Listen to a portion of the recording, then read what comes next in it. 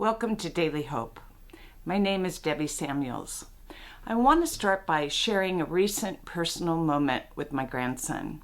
He's growing up to be such an amazing human being, but like many of us, he's struggling with some big, difficult questions about faith.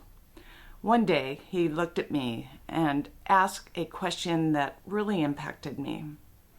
He said, "How do I get all that I know in my head down to my heart?" That question is so profound, isn't it? Because the truth is, many of us today struggle with the exact same thing.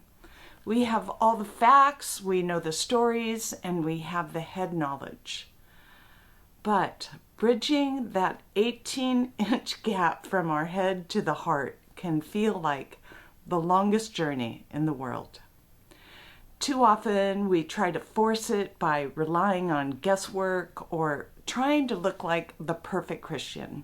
We copy what everyone else is doing, and then we wonder why our faith feels mechanical or why we feel anxious and spiritually exhausted. But 2 Timothy 2:15 gives us the exact answer to my grandson's question. It tells us, do your best to present yourself to God as one approved, a worker who has no need to be ashamed, rightly handling the word of truth. How does truth move from the head to the heart? It happens when we stop performing for a crowd and start living for an audience of one.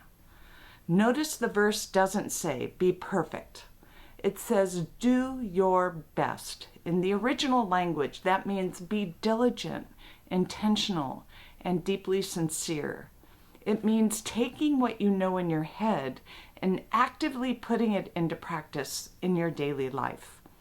When we focus on presenting ourselves to God rather than trying to impress the world, something shifts inside of us.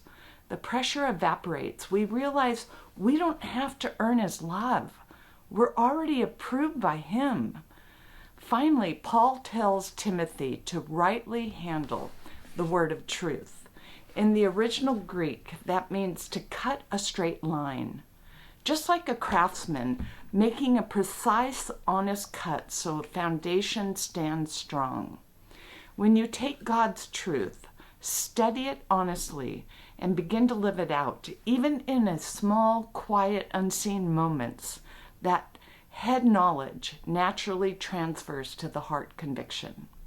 It changes from a set of rules you memorize into relationship you live out. So whether you are a young person asking big questions like my grandson, or someone who has been walking with the Lord for decades, let's put away the guesswork. Let's stop trying to please. Let's open the blueprint of God's truth and live it out with radical honesty and give Him our best. That's how truth travels to the heart. And when you build your life on His approval, you will never have to walk with your head held low. May you have an amazing day today.